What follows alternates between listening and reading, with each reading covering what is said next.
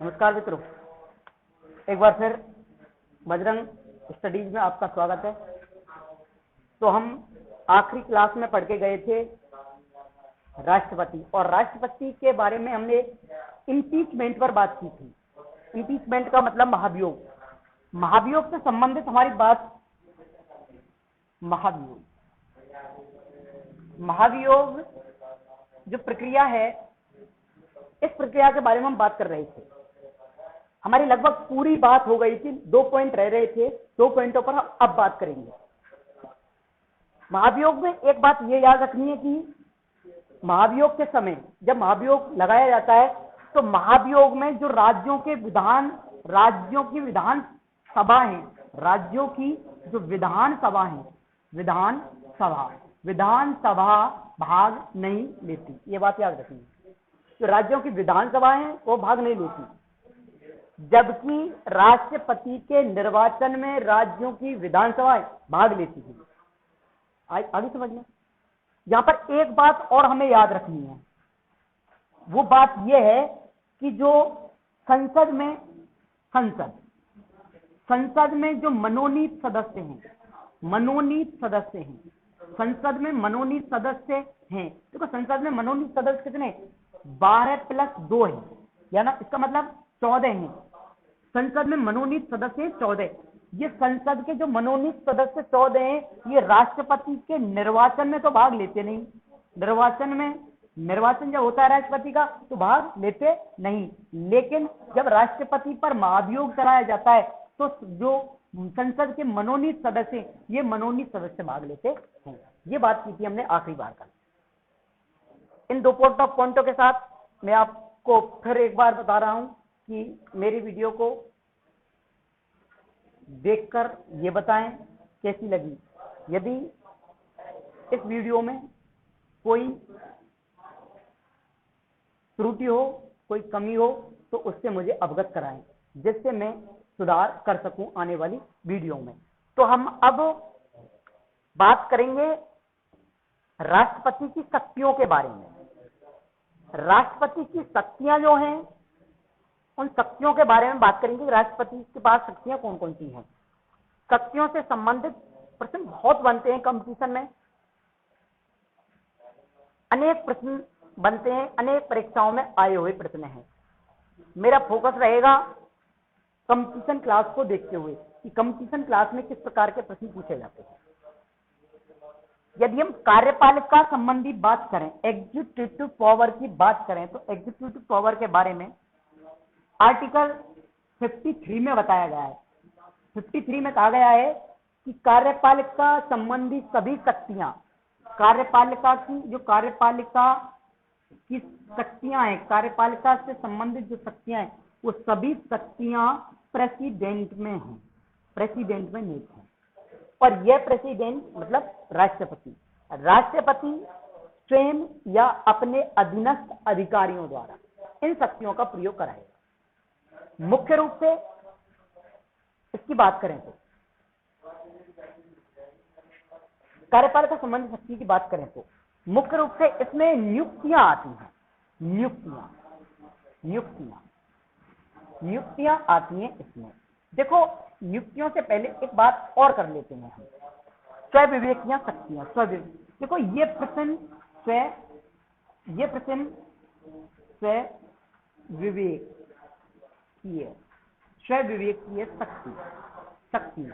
स्वविवेकीय शक्तियां।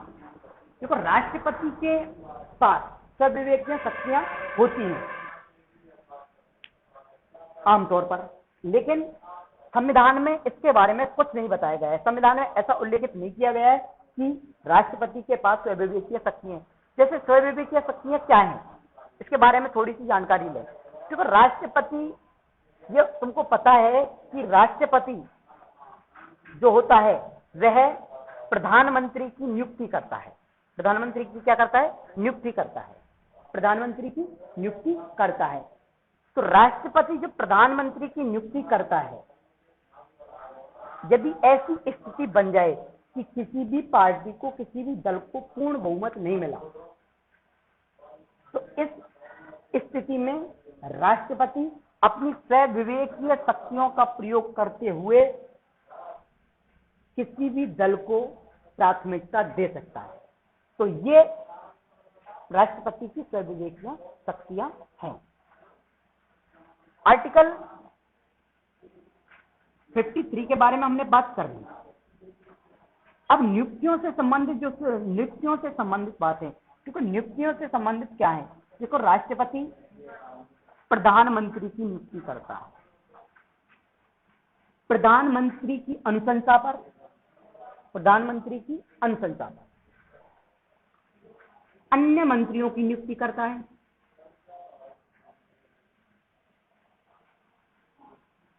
मंत्री परिषद की सलाह पर अन्य काम करता है। प्रधानमंत्री की सलाह से कार्यों का आवंटन करता है। कौन करता है? राष्ट्रपति करता है। प्रधानमंत्री की सलाह से ही राष्ट्रपति प्रधानमंत्री की सलाह से ही मंत्रियों की नियुक्ति करता है। मंत्रियों को बर्खास्त कर सकता है। किसकी सलाह से? प्रधानमंत्री की सलाह से। कौन करेगा?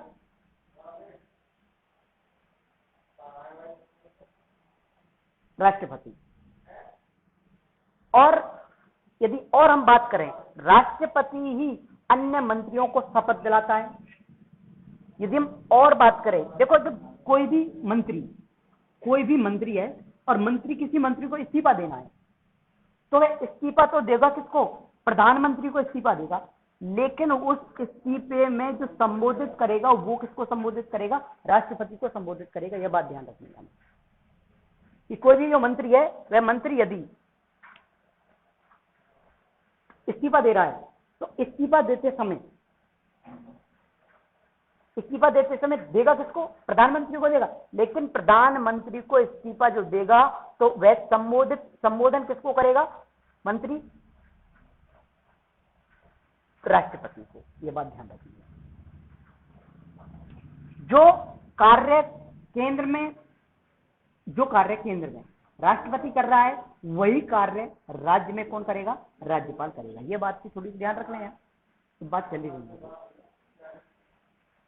आगे बात करें तो मंत्री परिषद के साथ साथ जो बड़ी नियुक्तियां करता है, मंत्री परिषद के साथ साथ जो बड़ी नियुक्तियां करता है, मंत्री परिषद की सलाह पर देखो, परिषद याद रखना। मंत्री परिषद, मंडल नहीं है यहाँ, परिषद है। ये बात याद रखनी है। मंत्रिमंडल और मंत्री परिषद में हमें अंतर याद होना चाहिए। मंत्रिमंडल और मंत्री परिषद में अंतर याद होना चाहिए। मंत्री परिषद की सलाह पर महान्यायवादी की नियुक्ति करता है। महान्यायवादी की नियुक्ति करता है। मंत्री परिषद और मंत्रिमंडल में क्या अंतर है? ये बात थोड़ी याद रखें।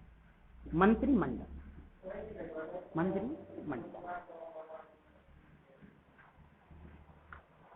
देखो, थोड़ी सी ये बात याद रखेंगे। याद रखने योग्य बात है। ये क्या है? परिषद को मैं परिसर बोलूंगा। परिषद को मैं परिसर बोलूंगा। ये क्या है? मंडल को मैं कमंडल बोलूंगा। परिषद को मैं परिसर बोल रहा हूं, मंडल को मैं कमंडल बोल रहा हूं। जैसे याद करने के लिए, केवल याद करने के लिए कि मैं कैसे याद रखता हूं, तुम्हें कैसे याद रखना है। अगर अच्छी लगे तो याद रख लेना, और अपने तरीके से अच्छी लगे तो अपने तरीके से याद रख लेना। परिसर का अर्थ होता है मैदान। मैदान कैसा होता है? बड़ा। मैदान कैसा होता है? बड़ा। कमंडल देखो, वो बाबा, जो हम बाबा होते हैं, बाबा रखते हैं कमंडल छोटा सा होता है। ये कैसा होता है? छोटा। कमंडल में कोई चीज रखेंगे, कोई चीज रखेंगे तो थोड़ी आएगी, छोटे में थोड़ी आएगी और बड़े में ज्यादा है। तो इसका मतलब परिषद में ज्यादा मंत्री होंगे। परिषद में क्या होंगे? ज्यादा मंत्री, ज्यादा मंत्री। यानी सभी मंत्री, जितने भी मंत्री हैं, तीनों प्रकार के मंत्री, चाहे वो कैबिनेट स्तर के मंत्री हो, चाहे वो राज्य मंत्री हो, और चाहे वो उप मंत्री हो, चाहे स्वतंत्र प्रभार के मंत्री हो, वो सभी मंत्रियां जब होंगे तो वो कहलाएंगे मंत्री परिषद। छोटा यानी कमंडल यानी मंडल, मंडल में केवल और केवल कैबिनेट स्तर के जो मंत्री होते हैं, यानी प्रथम दर्जे के जो मंत्री होते हैं, प्रथम दर्जे के मंत्री क्या कहलाते हैं? कैबिनेट मंडल कहलाते हैं, मंत्रिमंडल कहलाते हैं, या कैबिनेट स्तर के मंत्री कहलाते हैं। मंत्री मंडल की सलाह पर अन्य काम करता है, जैसे एक है अनुच्छेद 77, आर्टिकल 77 की बात करें, आर्टिकल 77 यानी 77। आर्टिकल 77 में दो बातें लिखी हुई हैं। क्या बातें लिखी हुई? दो बात देखी हम, दो बात लिखी। पहली बात लिख रही है कि कार्यपालिका संबंधी जितनी भी शक्तियां हैं, कार्यपालिका संबंधी जितनी भी शक्तियां हैं, सभी शक्तियां राष्ट्रपति के नाम होंगी, राष्ट्रपति के नाम होंगी, राष्ट्रपति के नाम होंगे। ये बात भी याद रखनी है। जितनी भी शक्तियां, सभी शक्तियां राष्ट्रपति के नाम होंगी। एक बात तो ये लिखी है। दूसरी बात इसमें लिखी हुई है 77 में ही कि जो कार्य हैं, कार्य कैबिनेट स्तर के मंत्रियों के जो कार्य हैं, या मंत्रियों के जो कार्य हैं, मंत्रियों के लिए कार्य हैं, उन कार्यों का आवंटन कौन करेगा? राष्ट्रपति करेगा। कौन करेगा? राष्ट्रपति। ये बात लिखी हुई है आर्टिकल 77। आर्टिकल 77 में तो ये दो बातें लिखी हुई हैं। पहली बात ये लिखी हुई है कि कार्यपालिका संबंधी समस्त शक्तियां किसमें निहित है? राष्ट्रपति में निहित है। क्या राष्ट्रपति के नाम है? नाम राष्ट्रपति के नाम होते हैं। जितने भी कार्य होंगे कार्यपालिका संबंधित, जो भी कार्य कार्यपालिका से संबंधित हो रहा है, वो सभी कार्य राष्ट्रपति के नाम से होंगे। और कार्यों का जो आवंटन है, बंटवारा, आवंटन का मतलब है बंटवारा, कार्यों का जो आवंटन है, वह आवंटन भी राष्ट्रपति के नाम से होगा, या राष्ट्रपति करेगा। आगे बात करें आर्टिकल 77, आर्टिकल 78 के बारे में बात करें तो ये बात याद रखनी है कि राष्ट्रपति है, वह राष्ट्रपति पीएम से, प्रधानमंत्री से शासन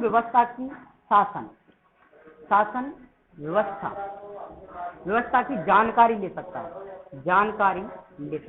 ये बात याद रखनी है।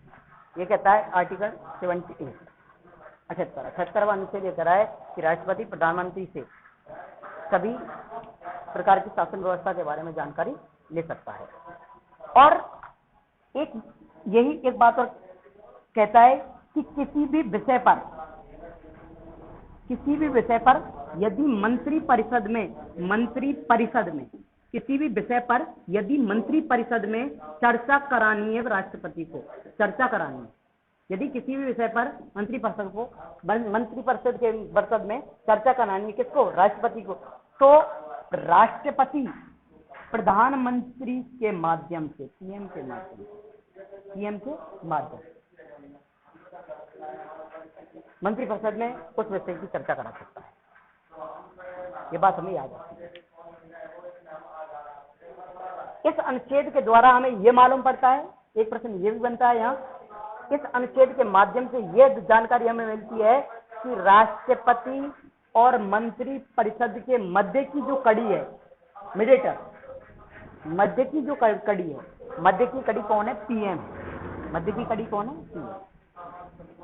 ये बात हमें याद है, मध्य की कड़ी पीएम। आगे यदि और हम बात करें,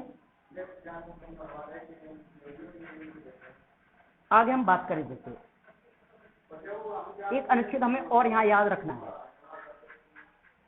अनुच्छेद 111, अनुच्छेद 111, आर्टिकल 111, ये याद रखना। अनुच्छेद 111 कहता है कि यदि कोई भी बिल दोनों सदनों में पास हो गया है और दोनों सदनों में पास होने के बाद आर्टिकल 111 के तहत राष्ट्रपति के पास जाएगा और राष्ट्रपति उस बिल पर सिग्नेचर करेगा, हस्ताक्षर करेगा। जब तक राष्ट्रपति उस बिल पर हस्ताक्षर नहीं कर देगा तब तक वह बिल ही रहेगा, कानून नहीं बनेगा। यह हमें याद रखनी है। एक बात और याद रखनी है हमें, यहाँ एक अनुच्छेद है जो कई परीक्षाओं में पूछा गया है, आर्टिकल 85। आर्टिकल 85 के तहत राष्ट्रपति 3 कार्य करता है। अधिवेशन बुलाता है, अधिवेशन बुलाता है, बैठक बुलाता है, अधिवेशन बुलाता है, बैठक बुलाता है, अधिवेशन को आहूत करता है, आहूत करता है, अधिवेशन को अधिवेशन बुलाता है, आहूत करता है, आहूत करता है। लोकसभा को भंग कर सकता है समय से पूर्व, लोकसभा को भंग कर सकता है समय से पूर्व। प्रधानमंत्री की सिफारिश पर, पीएम की सिफारिश पर समय से पूर्व लोकसभा को भंग कर सकता है। आर्टिकल 85 के तहत कौन? राष्ट्रपति। राष्ट्रपति। इसलिए जब हम राष्ट्रपति के बारे में बात कर रहे थे या लोकसभा के बारे में बात कर रहे थे, लोकसभा का जो कार्यकाल के बारे में जो बात कर रहे थे, हमने बताया था कि लोकसभा का जो कार्यकाल होता है वह राष्ट्रपति के प्रसाद पर्यंत होता है। प्रसाद पर्यंत का मतलब जब तक राष्ट्रपति चाहेगा तब तक लोकसभा रहेगी, लेकिन उसको प्रधानमंत्री की सिफारिश जरूरी है। इसके तहत एक और काम करता है, वह है सत्रावसान। सत्रावसान, सत्रावसान भी कर सकता है, सत्रावसान भी करता है 85 के तहत। ये 3 बातें अनुच्छेद 85 में हमें याद रखनी है। एक आता है, एक अनुच्छेद है 86। 86 के माध्यम से राष्ट्रपति, 86 के माध्यम से राष्ट्रपति अपना अभिभाषण भेजता है। कहाँ?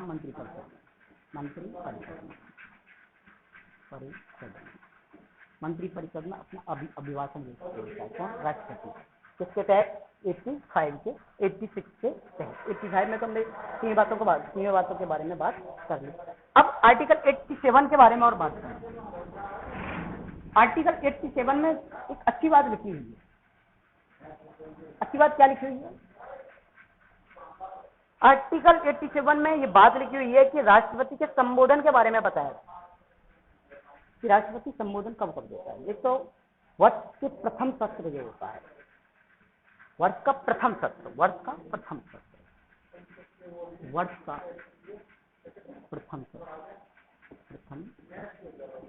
प्रथम सत्र में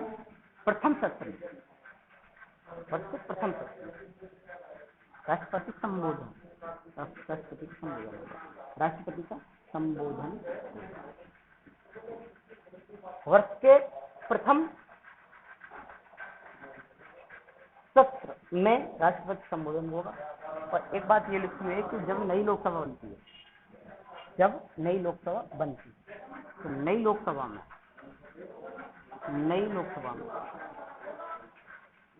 लोकसभा का जो प्रथम सत्र होता है, नई लोकसभा का प्रथम सत्र होता है, प्रथम सत्र को भी संबोधित करता है। कौन करता है? राष्ट्रपति। ये 2 बातें कहाँ लिखी है? 87। तो 2 बातें 87 में लिखी है। आज हम अनुच्छेदों पर बात कर रहे हैं। एक बात करें, एक अनुच्छेद और है। जैसे एक अनुच्छेद है, ये हमें याद रखना है, अनुच्छेद 108। 108 का मतलब क्या है? अनुच्छेद 108 में राष्ट्रपति के बारे में बताया कि राष्ट्रपति संयुक्त अधिवेशन के बारे में बात की। संयुक्त अधिवेशन का अर्थ तो समझ में आ रहा हो ना। अधिवेशन का अर्थ है बैठक, संयुक्त बैठक। संयुक्त बैठक का मतलब लोकसभा और राज्यसभा, इन दोनों की संयुक्त बैठक। कौन बुलाएगा? राज्यसभा।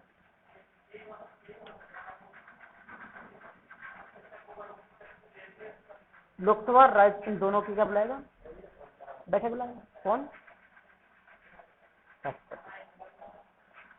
जो भी कानून है वो कानून संयुक्त बैठक में बना दिया जाएगा। संयुक्त अधिवेशन कब बुलाया जाता है? यदि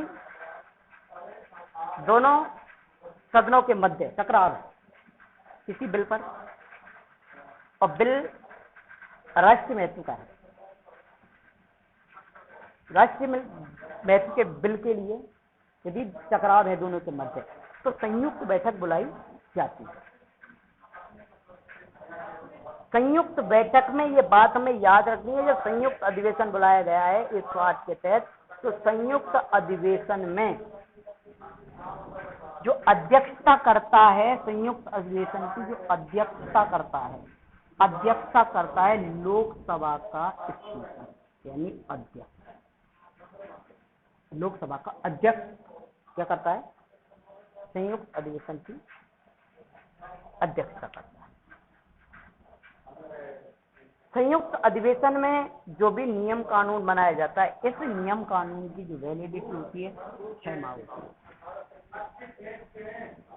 क्या होती है? 6 माह होती है। आज के लिए इतना ही।